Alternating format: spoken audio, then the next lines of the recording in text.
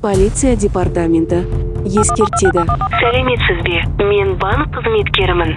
5 минут бұрын сіз өзіңіздің жеке кабинетіңізден қаржы нөміріңізді ауыстыруға өтінім бердіңіз. Тоқтаңыздар. Бұл интернет алаяқтар. Қаскүнем телефон арқылы құрбанына қоңырау шалып, өзін банк қызметкері ретінде таныстырады. Клиенттің банк картасынан ақша қаражатын санкцияланбаған аудару жүргізілетінін хабарлайды. Операцияны болдырмау үшін барлық қолда бар қаражатты қорғалған шотқа аудару қажет. Кейбір жағдайларда қылмыскер адамға оған несие алуға тырысып жатқандары туралы хабарлауы мүмкін.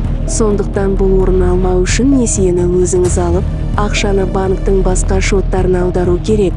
Сізден бағдарламаларды жүктеу сұралуы мүмкін. Оның көмегімен болашақта алаяқ сіздің ақша қаражатыңызға қол жеткізе алады. Есте сақтаңыздар. Банк қызметкерлері қоңырау соқпайды және өз клиенттерінен құпия ақпаратты сұрамайды. Барлық осындай жағдайларда сөйлесуді тоқтатып, өзіңіздің банк сенім телефонына хабарласыңыз. Сақ болыңыздар.